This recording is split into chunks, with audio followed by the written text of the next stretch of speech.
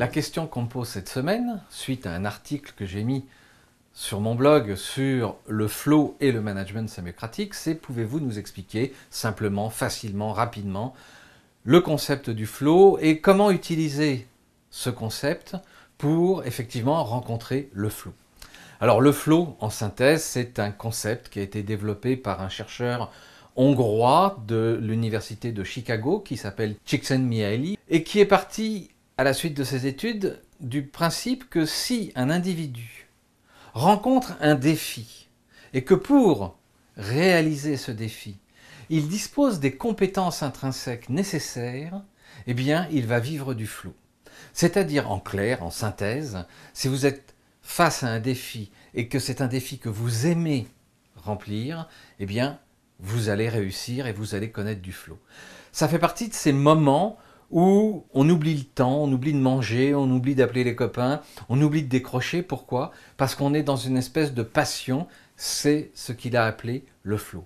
Alors regardez bien sur le schéma que je vous mets, vous avez deux axes. Un axe qui explique le niveau de défi face auquel vous vous trouvez, et un autre axe qui vous permet d'évaluer approximativement le niveau de compétences intrinsèques que vous avez pour répondre à ce défi. Je vais m'expliquer par l'absurde. Si, par exemple, vous demandez à quelqu'un de trier et de ranger une bibliothèque, mais que cette personne n'a absolument pas la compétence intrinsèque de l'organisation et de l'analyse, eh bien, vous allez voir donc par rapport à cette colonne, en bas à gauche, qu'il va se retrouver dans une situation face à ce défi. Pour lui, c'est un défi extrêmement important et il va donc, dès le départ, abandonner.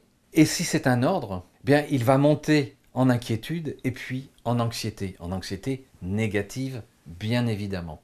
Par contre, si cette personne possède un sens de l'organisation extraordinaire et un excellent sens de l'analyse, il y a des chances qu'à ce moment-là, il se déplace sur la droite du dessin et qu'il se retrouve facilement en situation de flow.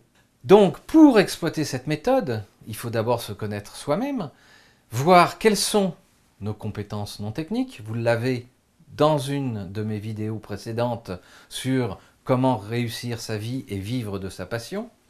Et vous avez un schéma là-dedans qui va vous aider. Une fois que vous avez trouvé vos compétences intrinsèques, posez-vous la question, qu'est-ce que vous aimez faire?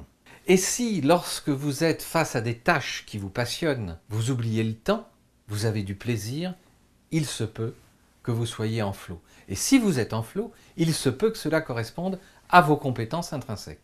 Alors voilà, c'est aussi simple que ça. Et c'est très très fort avec les enfants. Beaucoup le savent, j'ai une passion pour les enfants. En conséquence, regardez nos enfants, regardez leurs compétences intrinsèques et orientez-les vers des défis qui correspondent à ces fameuses compétences intrinsèques. Qu'est-ce qui se passe à ce moment-là? Il se passe que, adultes ou enfants, nous allons apprendre avec beaucoup de facilité. Nous allons emmagasiner des connaissances techniques, cette fois-ci, de façon spontanée. Ce qui fait que apprendre, ça devient de la joie et de la bonne humeur. Pareil en entreprise. Il faut que je regarde l'individu et non pas son diplôme. Il faut que je regarde mon enfant avec son potentiel et ses compétences, et non pas avec ce que j'ai envie qu'il devienne. Là-dessus, eh bien, je vous souhaite une bonne exploitation, et si vous avez des questions, vous n'hésitez pas. À bientôt!